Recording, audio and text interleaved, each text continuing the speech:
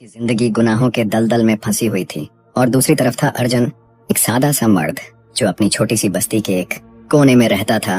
अपनी जिंदगी सादगी और ईमानदारी से गुजारता था। किसी को क्या खबर थी कि एक रात इन दोनों की राहें टकराएंगी और इस टकराव से न सिर्फ राधा की तकदीर बदलेगी बल्कि अर्जुन के ईमान का भी इम्तिहान होगा। चंद्रपुर की इस छोटी सी बस्ती में जहाँ चांदनी रातों को पत्थरों से बनी दीवारों पर रोशनी के जुगनू चमकते थे और हवा में चंबेली के फूलों की महक बस जाती थी, एक रात तेज तूफान आया। आकाश पर बादल गरज रहे थे और बिजली की चमक से बस्ती के पत्थरीले रास्ते दहक रहे थे। बस्ती वाले अपने घरों में दुबक गए, मगर उसी तूफान में राधा, जो बस्ती में अपनी बदकारी के लिए बदनाम थी, अर्जुन के घर के दरवाजे पर जा खड़ी हुई। उसने दरवाजा खटखटाया। ये दरवाजा खोलो, खुदा के लिए। उसकी आवाज में दर्द और बेकरारी थी। अर्जुन ने अपना दिया उठाया, दरवाजा खोला तो सामने राधा खड़ी थी। उसके कपड़े बारिश से तर, बालों से पानी टपक रहा था और उसके चेहरे पर एक अजीब सी मासूमियत थी, जैसे तूफान ने उसकी सारी शरारत धो दी हो। अर्जुन ने एक पल को उसे देखा। उसकी चमकती आंखों में एक अजीब सी कशिश थी, मगर उसने फौरन नजरें झुका लीं। उसके दिल में सवाल उठा कि यह औरत यहाँ क्यों आई। राधा ने कांपती आवाज में कहा, अर्जुन, मुझे पनाह दो। बाहर तूफान है और मेरा दिल भी टूट रहा है। मैं अपनी जिंदगी से तंग आ चुकी हूँ। अर्जुन ने एक लम्हा सोचा। वह जानता था कि राधा को बस्ती वाले अच्छा नहीं समझते। लड़कियां उसका नाम लेते हुए शर्माती थीं, बूढ़े उसे हिकारत से देखते और मर्द उससे नजरें चुराते। उसे घर में बुला लेना बस्ती वालों के लिए सवाल उठाने का कारण बन सकता था, मगर अर्जुन के दिल में रहम जागा। उसने दरवाजा पूरी तरह खोल दिया और आहिस्ता से कहा, अंदर आ जाओ। राधा अंदर आई तो अर्जुन ने उसे एक चादर दी ताकि वह खुद को सुखा सके। वह खुद एक कोने में बैठ गया और राधा से कहा कि वह दिए के पास बैठ जाए। रात गहरी होती गई और तूफान की आवाज के अलावा घर में सन्नाटा छा गया, मगर इस सन्नाटे में एक अजीब सा तनाव था। राधा की नजरें जमीन पर जमी थीं और अर्जुन की निगाहें दिए की लौ पर। दोनों के दिलों में एक तूफान उठ रहा था। राधा अपने मांझी के बोझ तले दबी हुई थी और अर्जुन अपनी जिम्मेदारी और इंसानी कमजोरी के बीच झूल रहा था। उस रात अर्जुन ने एक ऐसी गलती कर दी जो उसकी इज्जत को दागदार कर गई। यह कोई गुनाह नहीं था, बल्कि एक लम्हे का फैसला था। जब अर्जुन ने राधा से रात भर बातें की, उसके दुख सुने और उसे दिलासा दिया, वह उसकी बातों में खो गया और उसने राधा को अपने करीब रहने दिया। ये बात बस्ती वालों के लिए गलत फहमी का कारण बन गई। जब सुबह हुई और सूरज की किरणें चंद्रपुर के पत्थरीले घरों पर पड़ी तो बस्ती में एक अजीब सी बेचैनी फैल गई। कुछ लोगों ने सरगोशियां शुरू कर दी। रात हमने देखा, राधा अर्जुन के घर गई थी और सुबह तक वहीं रही। ये क्या माजरा है? चौपाल पर बैठे बूढ़ों में भी यही बात होने लगी। एक बूढ़ा पंडित जी बोला, अर्जुन तो हमारा ईमानदार आदमी है, वह ऐसी हरकत कैसे कर सकता है? दूसरा बोला, मगर आंखों ने तो देखा, कोई न कोई सच्चाई तो होगी। बात आहिस्ता आहिस्ता बस्ती के हर घर तक फैल गई। अचानक अर्जुन के घर के दरवाजे पर जोरदार खटखट हुई। अर्जुन, दरवाजा खोलो। अर्जुन ने दिया बुझाया। उसके दिल में खौफ की लहर दौड़ गई। दरवाजा खोला तो बाहर बस्ती के कई लोग खड़े थे।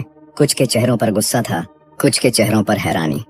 बस्ती का सरदार राजा साहब आगे बढ़ा और ऊंची आवाज में बोला, अर्जुन, हमने सब देखा। ये औरत रात तुम्हारे घर आई थी और सुबह तक यहीं रही। ये क्या माजरा है? सारी बस्ती खामोश खड़ी थी। सबकी नजरें अर्जुन पर जमी थीं। राधा का दिल धड़कने लगा और अर्जुन के माथे पर पसीने की बूंदें चमकने लगीं। यह वह लम्हा था जब सच छुपाना नामुमकिन था। अर्जुन ने सर झुका लिया। उसने आहिस्ता से कहा, हाँ, मैंने गलती की। मैंने राधा को पनाह दी और रात भर वह यहाँ रही, मगर यह कोई गुनाह नहीं था, बस एक गलतफहमी थी। मैंने उसे तूफान से बचाने के लिए घर में रहने दिया और उसके दुख सुने। अगर बस्ती वालों को यह गलत लगा तो मैं सजा कबूल करूंगा। राधा ने रोते हुए कहा, यह मेरी गलती थी। मैं यहाँ आई, मुझे नहीं आना चाहिए था। मैं अपनी जिंदगी बदलना चाहती हूँ, मगर किसी ने उसकी बात न सुनी। बस्ती वालों ने मशवरा किया। राजा साहब ने हाथ उठाया और कहा, अर्जुन, तुम हमारा भरोसा थे, मगर इस हरकत ने हमारा यकीन तोड़ दिया। तुम्हें इस बस्ती से निकलना होगा। और राधा, तुम पहले ही बस्ती की बदनामी थी, तुम्हें भी जाना होगा। लोगों ने शोर मचाया और हंगामा बढ़ गया। राधा जमीन पर बैठ गई। उसके चेहरे पर तूफान के निशान अभी तक थे और उसकी आंखों से आंसू बह रहे थे। वह बोली, मुझे माफ कर दो, मैं अपनी जिंदगी बदलना चाहती हूँ। मगर किसी ने न सुना। अर्जुन ने अपनी पुरानी चादर, कुछ किताबें और एक दिया उठाया। उसने बस्ती वालों की तरफ देखा और कहा, मैंने तुम्हारा भरोसा तोड़ा, ये सच है, मगर मैं दुआ करता हूँ कि तुम अपनी जिंदगियों को गलत रास्तों से बचाओ। यह कहकर वह बस्ती से निकल गया। राधा भी जख्मी दिल के साथ एक अनजाने रास्ते पर चल पड़ी।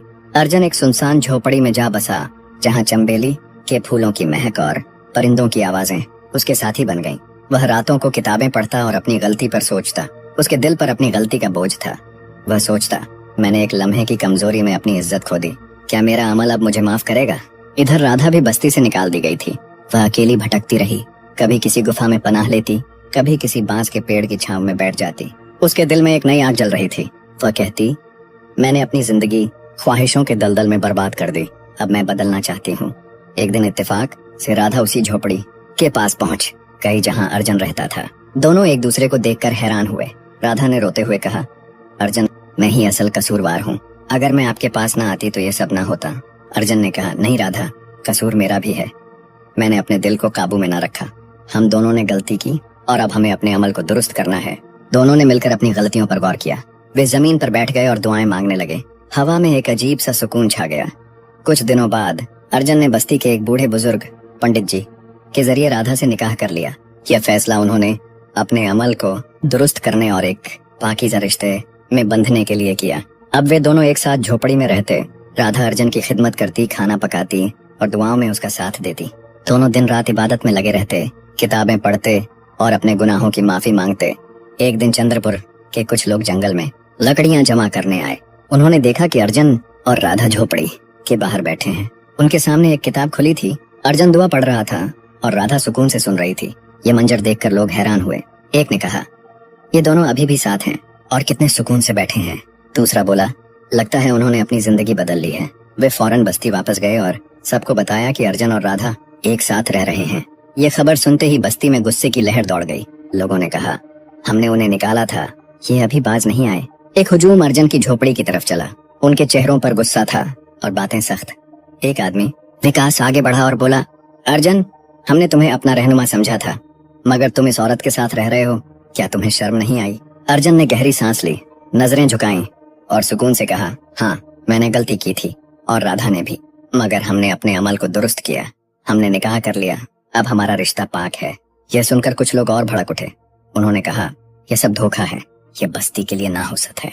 मगर पंडित जी आगे बढ़े और ऊंची आवाज में बोले, सुनो, अगर इन दोनों ने अपने गुनाहों की माफी मांग ली और निकाह के पाक रिश्ते में बंध गए तो ये ठीक है। किताबें कहती हैं कि जो दिल से अपने अमल को दुरुस्त करता है वह आगे बढ़ सकता है। अगर तुम इन्हें ठुकराओगे तो यह तुम्हारा अपना नुकसान होगा। चंद्रपुर के हालात दिन ब दिन खराब होते जा रहे थे। बारिशें रुक गई थीं, खेत सूख चुके थे, लोग बीमार हो रहे थे और बच्चों के चेहरों से चमक गायब हो गई थी। बड़ों ने कहना शुरू किया, ये सब उस नहुसत की वजह से है। कुछ लोग बहस करते कि अगर अर्जुन और राधा वापस ना आए तो बस्ती का हाल और खराब हो जाएगा। आखिरकार बस्ती के बूढ़ों ने फैसला किया कि अर्जुन और राधा को वापस बुलाना होगा। अगली सुबह बस्ती के कुछ लोग अर्जुन की झोपड़ी की तरफ गए। जब वे पहुंचे तो देखा कि अर्जुन और राधा दुआ में मशगूल हैं।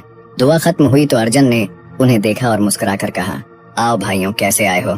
पंडित जी आगे बढ़े और बोले, अर्जुन, हम तुम्हें वापस लेने आए हैं। हमने सख्ती की, मगर अब समझ आई कि हमारी सख्ती ने बस्ती से बरकत छीन ली। तुम दोनों वापस चलो ताकि हम पर रहम हो। यह सुनकर अर्जुन की आंखों से आंसू बह निकले। उसने कहा, यह सब अमल का फल है कि तुम्हारे दिल बदल गए। अगर तुम हमें सच्चे दिल से कबूल करते हो तो हम वापस चलेंगे। राधा के दिल में डर भी था और उम्मीद भी। वह सोच रही थी कि क्या बस्ती वाले उसे कभी माफ करेंगे। अर्जुन ने उसके कंधे पर हाथ रखा और कहा, राधा, हमने अपने अमल के लिए निकाह किया है। जब लोग बदल सकते हैं तो क्या बिगाड़ सकते हैं। यूं अर्जुन और राधा बस्ती वालों के साथ चंद्रपुर वापस लौट आए। रास्ते भर लोग खामोश थे, कुछ सोच में डूबे थे, कुछ खुश थे कि शायद अब बस्ती में सुकून लौट आएगा। जब वे बस्ती के दरवाजे पर पहुंचे तो बड़े और बच्चे हैरत से देखने लगे।